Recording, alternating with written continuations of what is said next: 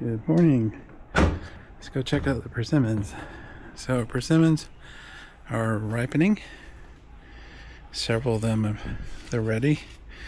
So I'm just squeezing them to see if they're soft. We're starting to get soft. And they're still hard. Oh, this one looks good. Yep. That one right there looks really good. So remember that one. That's soft. Yeah, that one's ready.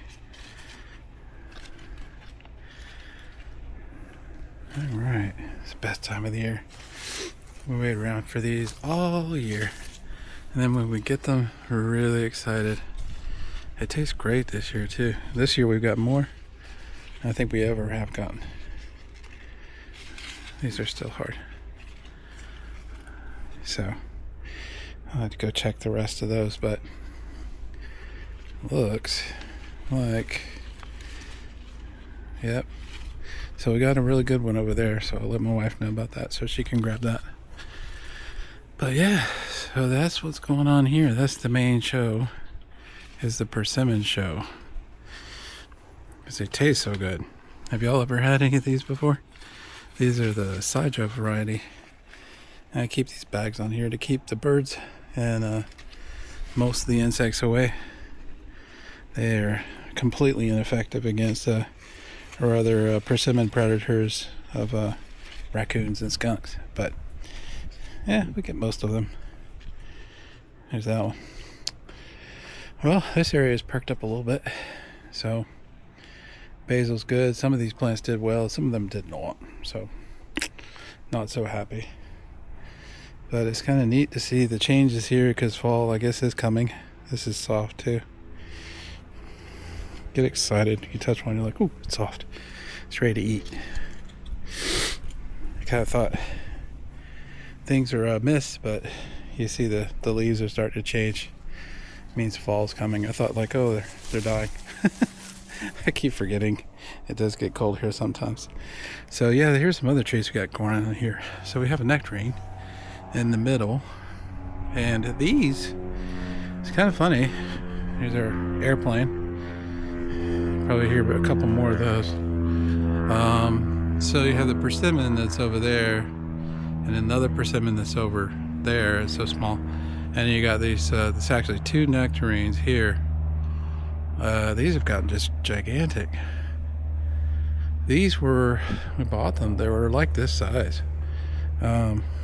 About 5 years ago, 6 years ago, and we added those little things around them. So we'll jump over here to this area, and this is where I got the garden that I salvaged from the other side and replanted some eggplants that were getting just destroyed in one area. It looks like they're doing pretty well. They are pretty happy in here. Now here's the fun thing that's in here is our malibar spinach, and we just kind of let this thing go wild. My wife likes to grab these.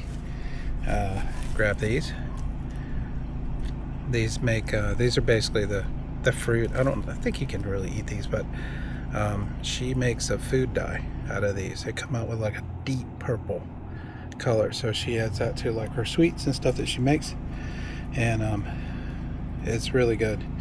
So these are of course inside there are the seeds, in which several have fallen down here, and so there's one right there. Can you see? Let's see, there we go. There's one right there. There are a couple all over the garden. I believe that's one as well. Yeah, you can see by the purple stem there. But yeah, I've had this for a while. It kind of keeps coming back. It freezes and the roots are good and they come back. So look, there's one of our buddies there. Look at that guy. Wow, that's a big one. So that's an anole lizard. They are they like to eat moss and other critters. There he goes. And they can jump. They get their back legs and then they just rock it up. Great little insect. Not an insect, but a reptile. So let's cover this back up. And the reason I have this is that it's just so hot here. And this gets a lot of sun. Now this, of course, is a native plant.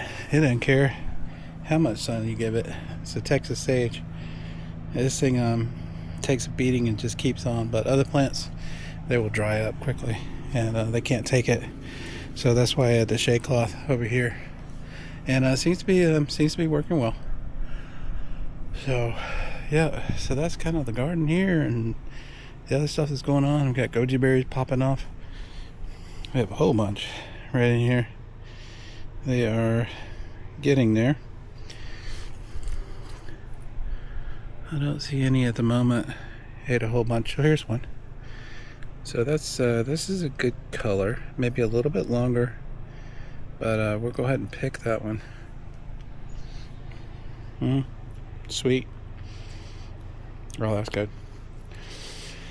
And then we have our loquats that are hopefully getting pollinated.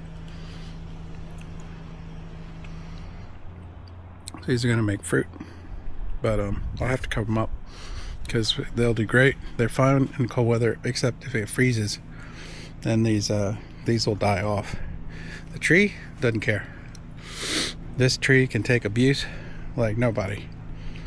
But yep.